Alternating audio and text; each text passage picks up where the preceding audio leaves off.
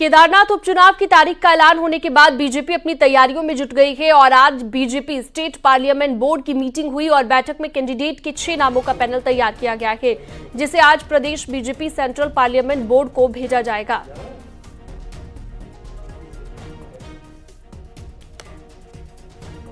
तो कैंडिडेट के लिए 6 नामों का पैनल तैयार कर दिया गया है और हाईकमान इसे लेकर हाईकमान को भेजा जाएगा और उसके बाद ही फैसला लिया जाएगा।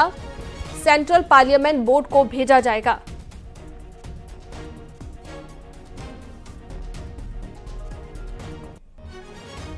ये जो दावेदार थे उनके नाम आए थे, कल सायंकाल वर्चुअली अपने स्टेट पार्लियामेंट्री बोर्ड के अनेक लोगों से हमारी बातचीत हुई है, वर्चुअली मीटिंग हुई है और आज मैंने कुछ लोगों से जो कल जुड़ नहीं पाए थे उनसे मैंने फोन से बातचीत भी की है और अब आज हम लोग लगभग 6 नामों का पैनल स्टेट पार्लियामेंट्री बोर्ड से सेंट्रल पार्लियामेंट्री बोर्ड को भेज देंगे। बहुत जल्द केंद्रीय पार्लियामेंट्री बोर्ड जब निर्णय करेगा, जो प्रत्याशी घोषित होगा उस प्रत्याशी के कार्यक्रमों की श्रृंखला आगामी दिनों में केदारनाथ के अंदर तैयार करेंगे। तो स्टेट पार्लियामेंट बोर्ड की मीटिंग और कैंडिडेट के लिए 6 नामों का पैनल तैयार कर दिया गया है।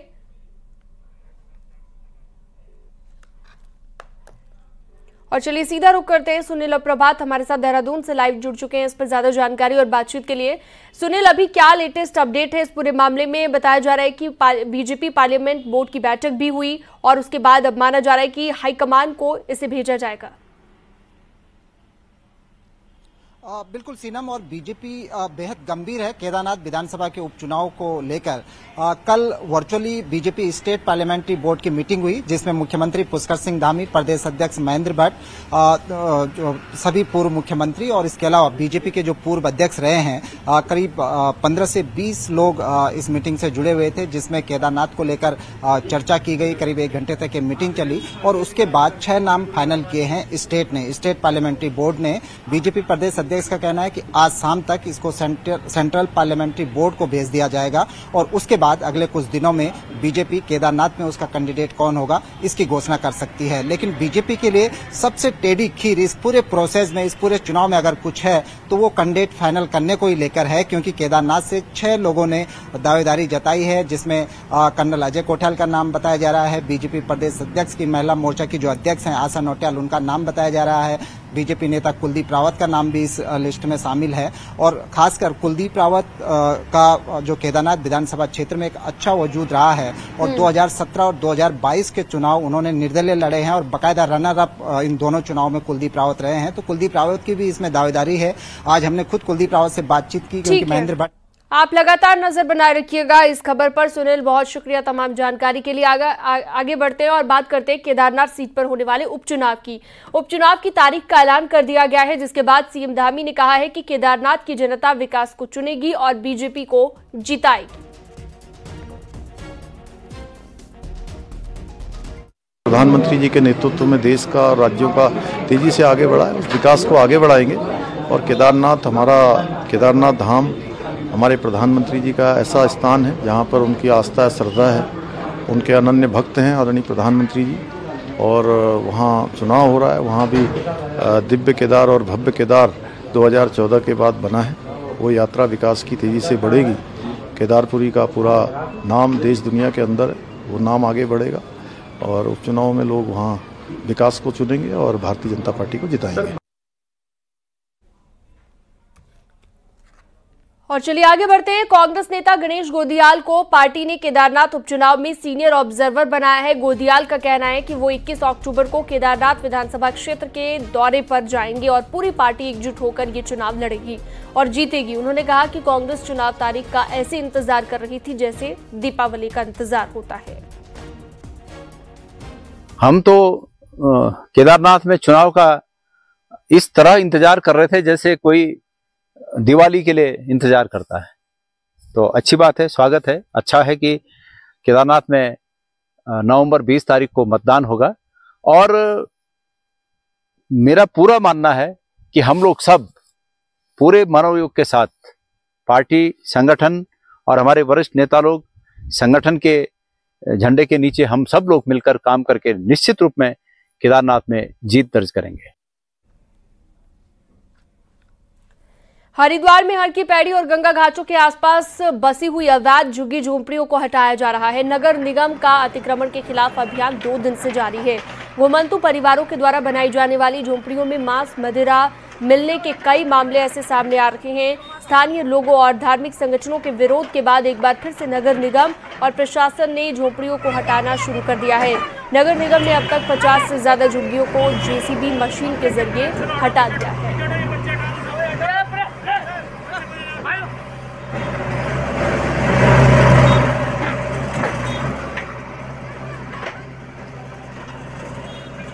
तो हर की पैड़ी गंगा घाट के आसपास कार्रवाई की गई है। तस्वीरें आप देख रहे हैं हरिद्वार की, जहां पर नगर निगम ने दूसरे दिन भी अभियान चलाया है।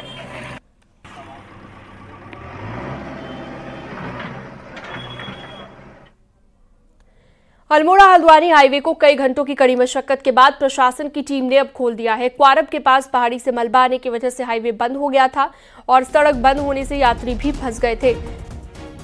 वहीं रोड खुलने से यात्रियों को राहत मिली है।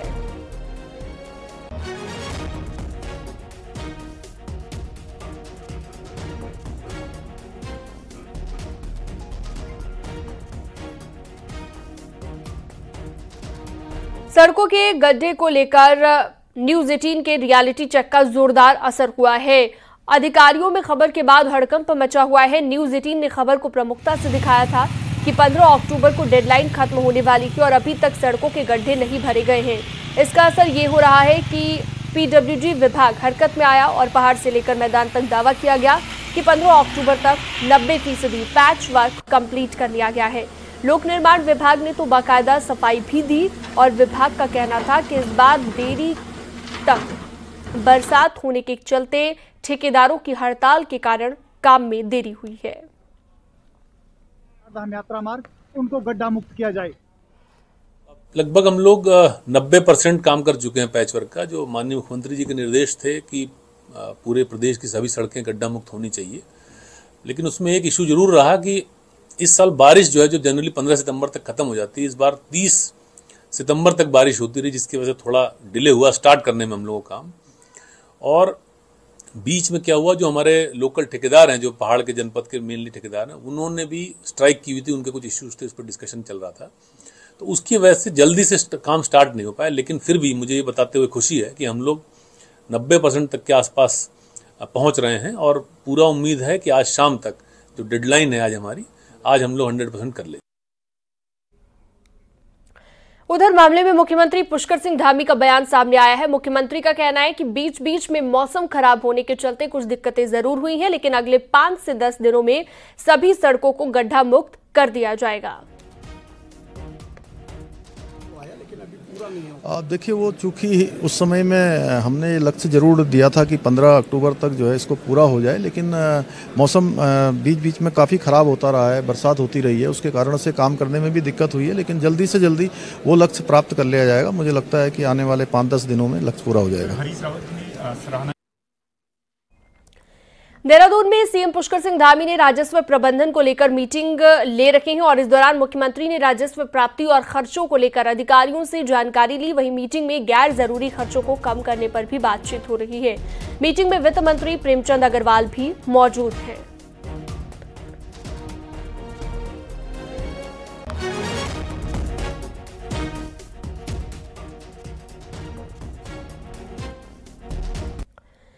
हरिद्वार जेल से फरार हुए 2 कुख्यात अपराधियों का पता अभी तक नहीं चल पाया है और पुलिस की टीमें उत्तर प्रदेश और उत्तराखंड में अपराधियों की तलाश में जुटी हुई हैं।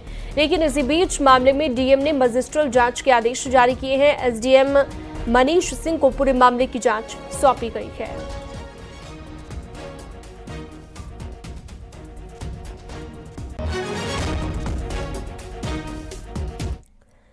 हरिद्वार के शिवालिक नगर में ई रिक्शा चोरी कर भाग रहे 2 चोरों ने पुलिस कर्मियों पर हमला कर दिया और एक कांस्टेबल और होमगार्ड घायल हो गए हैं। दरअसल देर रात तक 2 संदिग्ध लोग ई रिक्शा लेकर जा रहे थे कि तभी पुलिस ने उन्हें रोककर पूछताछ की। इसी दौरान दोनों चोरों ने पुलिस कर्मियों के सिर पर लोहे की रॉड से वार कर दिया और ई रिक्शा छोड़कर भाग गए। संदिग्धों के खिलाफ मुकदमा दर्ज कर जांच शुरू कर दी गई है। रानीपुर कोतवाली क्षेत्र में देर रात्रि 3 बजे के आसपास जो हमारी चेतक मोबाइल है वो गश्त पे थी। इसी क्रम में जे ब्लॉक इंडस्ट्रियल एरिया जो हमारा चौकी क्षेत्र में पड़ता है, रानीपुर के ही गैस प्लांट चौकी क्षेत्र में, वहाँ पर एक स्कूटी और उसके साथ ही एक ई रिक्शा इनको आती हुई संदिग्ध दिखाई दी थी, जिससे पूछताछ करने पर जो अभियुक्तगण हैं उनके द्वारा कोई संतोषजनक जवाब नहीं दिया जा रहा था। इस क्रम में जब हमारे हेड कांस्टेबल कुंदन और उसके साथ में होमगार्ड के जवान विक्रम के द्वारा इनसे जब पूछताछ की जा रही थी, इसी क्रम में इन्होंने मौके का फ़ायदा उठाकर पुलिस पर हमला किया। हरिद्वार के बहादुराबाद में मगरमच्छ आने से हड़कंप मच गया। यहां पर पीठ बाजार क्षेत्र में घर के बाहर मगरमच्छ आ गया, जिसके बाद वन विभाग को इसकी सूचना दी गई। वहीं मौके पर पहुंची वन विभाग की टीम ने मगरमच्छ का रेस्क्यू किया। आपको बता दें कि आए दिन आबादी वाले इलाकों में मगरमच्छ आ रहे हैं। Rescue operation under progress, team लगी है। विकासनगर में एक गोदाम में कोबरा आने से अफरा तफरी मच गई। यहां पर जीवनगढ़ कैनल रोड के एक गोदाम में कोबरा आ गया, जिसकी सूचना वन विभाग को दी गई। वन विभाग की टीम मौके पर पहुंची और कोबरा का रेस्क्यू किया गया, उसे जंगल में छोड़ दिया गया।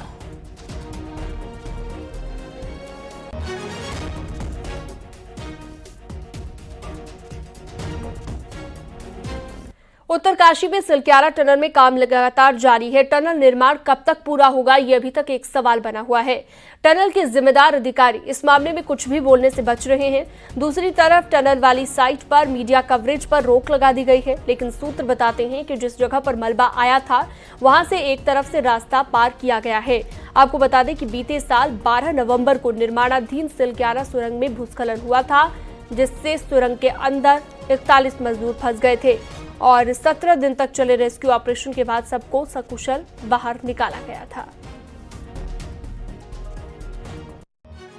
सिलक्यारा टनल में न्यूज 18 है। न्यूज 18 आपको दिखा सकता है कि किस तरह से सिलक्यारा टनल में कार्य चल रहा है। ये सिलक्यारा टनल है जिसपे दिवाली के समय टूट हुई थी और तब जाके काम रुक गया था। 41 मजदूर अंदर फंस गए थे, जिनको मुश्किल बाहर निकाला गया। तब से जाके अब तक ये एक पहली बना हुआ है कि आगे अंदर की स्थिति क्या है, क्योंकि जो इनपुट बताते हैं कि अंदर जो मलबा है वहाँ से एक तरफ से रास्ता बना के थ्रू कर दिया गया है और इस पूरे एरिया में मीडिया की कवरेज पे पूरी तरह से पाबंदी है, मीडिया पे रोक है और कोई भी अधिकारी जो टनल साइड के साइड है वो जवाबदेही उनकी दिखती नहीं है। मीडिया के फ़ोन करने पे भी फ़ोन वो उठाते नहीं है। तो इनपुट क्या है अंदर का ये पता नहीं है, पर जो स्थानीय लोग जो बताते हैं कि अंदर कार्य चल रहा है, जो मलबा है उस पर प्लानिंग के तहत कार्य किया जा रहा है। 3 तरह के प्लान पे काम करके एक तरफ से रास्ता बनाया गया है, फिर दूसरे तरफ से रास्ता बनाया जाएगा, फिर तीसरे तरफ से रास्ता बनाया जाएगा,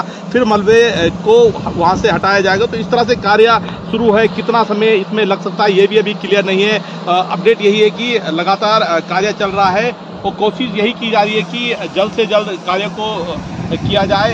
इसमें समय कितना लगता है टूट के बाद इस पे अभी स्पष्ट नहीं है, क्योंकि जो जिम्मेदार अधिकारी कंपनी के हैं वो पूरी तरह से मीडिया से दूरी बनाए हुए हैं। इसके चलते ये पता नहीं लग पा रहा है कि ये जो टनल है कब तक इसका कार्य पूरा हो पाएगा। Balbir Parmar, news 18, Silkyara tunnel, Uttarkashi. उत्तराखंड की ऊंची पहाड़ियों को फतेह करने का सपना देशी विदेशी ट्रैकर्स यहां पर लिए पहुंचते हैं। खड़ी पहाड़ियों और बड़े बड़े ग्लेशियरों को पार करते हुए वो रोमांचित भी हो उठते हैं।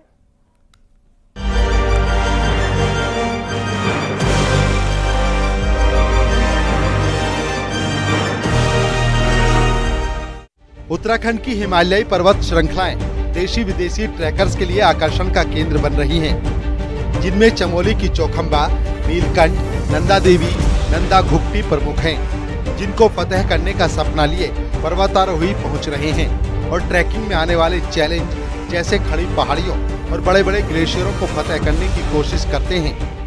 यहाँ की जो हिमालयन पीक्स हैं, जैसे आप चौखंबा ले लीजिए, नीलकंठ ले लीजिए, त्रिशूली वेस्ट ले लीजिए, द्रोणागिरी ले लीजिए, कलंका ले लीजिए, नंदा देवी ले लीजिए, नंदा देवी ईस्ट ले लीजिए, ये मतलब इन टर्म्स ऑफ हाइट तो 8000 मीटर से नीचे है, बट अगर आप टेक्निकली देखें तो ये बहुत ज़्यादा टफ पीक्स है। वेदर फोरकास्ट सही समय पे हो पाती है। हमारे उत्तराखंड के जो पहाड़ हैं ये चैलेंजिंग है, ये कठिन नहीं है और एक माउंटेनियर जो है वो ना चैलेंजेस को देखता है। वो चाहता है कि शुरू में अब उसको छोटे चैलेंजेस आएँ, उसके बाद में बड़े चैलेंजेस आएँ, और फिर वो नेचर के साथ में जो चैलेंजेस हैं उसके साथ एक अलग प्रकार से कैसे अपने को साबित कर सके। हिमालयी क्षेत्र में पर्वतारोहण के लिए आने वाले ट्रैकर्स की संख्या साल दर साल लगातार बढ़ रही है, जिससे ट्रैकिंग व्यवसाय से जुड़े लोगों को भी फायदा हो रहा है। हालांकि लोगों का कहना है कि सरकार को ट्रैकिंग क्षेत्र में और अधिक प्रयास करने की जरूरत है। हाँ, अभी अगर आप रिसेंटली टाइम में देखें तो हमारे इंडिया में या हमारे उत्तराखंड में जो है जो टूरिज्म है वो काफ़ी ज़्यादा बढ़ रहा है, लेकिन कुछ चीज़ें ऐसी है जो हमारे गवर्नमेंट तो चाहती है कि हमारे टूरिज्म को प्रमोट करे। चमोली की ऊंची चोटियों को फतह करना किसी चैलेंज से कम नहीं है, लेकिन इस चैलेंज को पूरा करने का सपना लिए लगातार देसी विदेशी ट्रैकर्स यहां पहुंच रहे हैं, जिससे यहां के लोगों को आर्थिक रूप से फायदा हो रहा है। चमोली से न्यूज़ 18 के लिए नितिन सेमवाल की रिपोर्ट।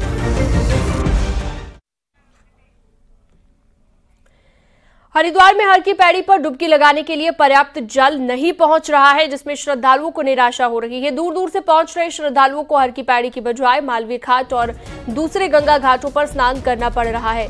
लोगों का कहना है कि प्रशासन को गंगा में डुबकी लगाने लायक जल छोड़ना चाहिए। आपको बता दें कि यूपी सिंचाई विभाग की ओर से वार्षिक मेंटेनेंस के लिए गंग नहर बंदी की गई है, जिसकी वजह से हर की पैड़ी पर इस वक्त जल नहीं है।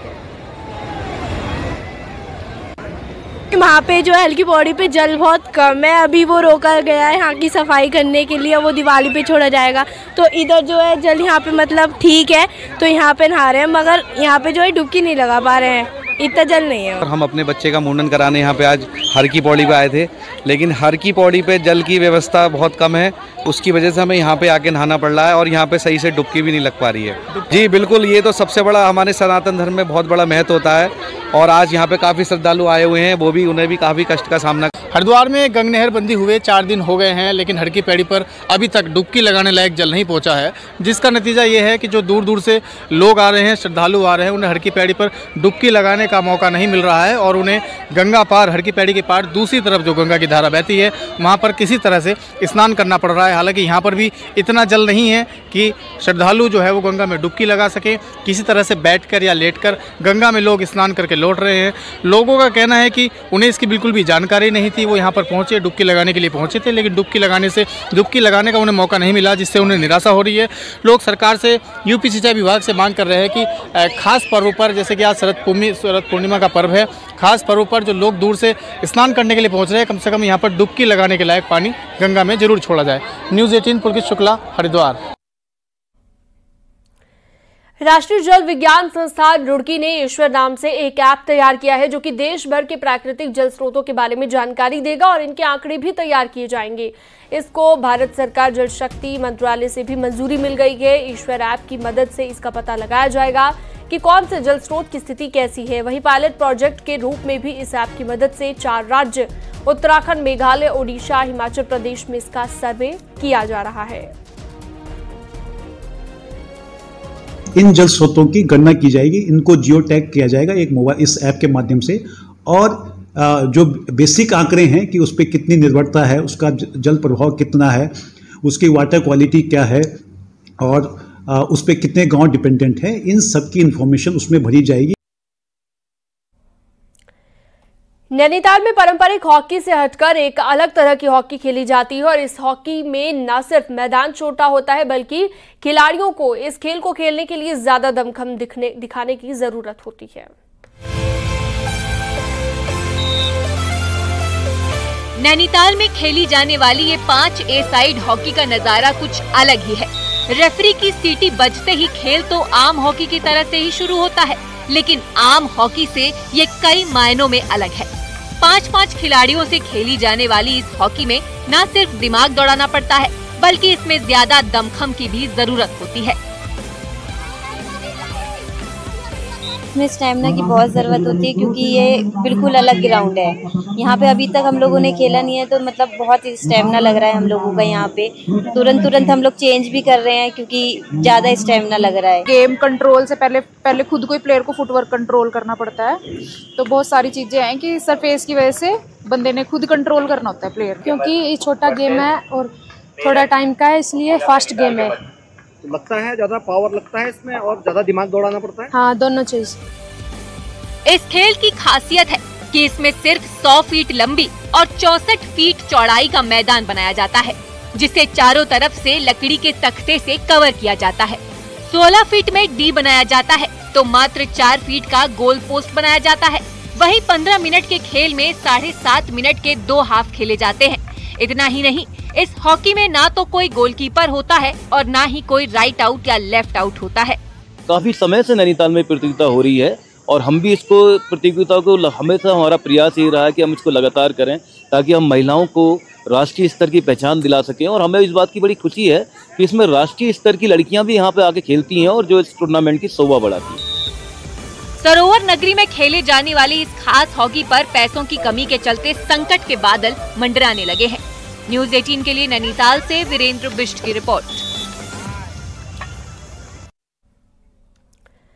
उत्तराखंड में आयुर्वेद की प्रैक्टिस करने वाले 400 डिप्लोमा होल्डर्स का रजिस्ट्रेशन रद्द कर दिया गया है और इन सभी को भारतीय चिकित्सा परिषद उत्तराखंड ने 2019 से 2022 के बीच रजिस्टर किया था, लेकिन तभी सवाल उठने से परिषद ने ये प्रक्रिया रोक दी थी। तो सवाल खड़ा हुआ कि क्या भारतीय चिकित्सा परिषद ने कहीं फर्जी रजिस्ट्रेशन तो नहीं किए। इस सवाल के बीच आयुष सचिव विजय कुमार जोगदंडे ने रजिस्ट्रेशन रद्द करने का आदेश जारी किया। ये आयुष विभाग में नौकरी नहीं करते थे, लेकिन रजिस्ट्रेशन के बाद बतौर वैद्य अपनी प्रैक्टिस कर रहे थे। लेकिन इस पूरे मामले में भारतीय चिकित्सा परिषद की भूमिका पर भी सवाल खड़े हो रहे हैं। जो अवैध चिकित्सक थे जिनके पास में कोई वैध डिग्रीज नहीं था, ऐसे जो भी पंजीकरण हुए थे जिसको 2021 से उन्होंने बंद कर रखा था, उसको निरस्त करने का निर्देश जो है उनको जारी कर दिया गया है। इसके उपरांत समस्त कार्रवाई चिकित्सा परिषद के माध्यम से पूर्ण की जाएगी। देखिए, ये शासनादेश के तहत रजिस्ट्रेशन हुए थे और ये जो डिप्लोमाधारी थे उनके पंजीकरण शासनादेश के अकॉर्डिंग हमने किए थे और ये कम से कम 402 जो है रजिस्टर्ड आज की डेट में है। तो 2019 से 2022 के बीच ये रजिस्ट्रेशन हुए हैं। अब इसी को लेकर आयुष सचिव की तरफ से आदेश जारी कर दिया गया कि बतौर वैद्य यहां पर प्रैक्टिस की जा रही थी। डिप्लोमा होल्डर्स के रजिस्ट्रेशन को रद्द कर दिया गया है।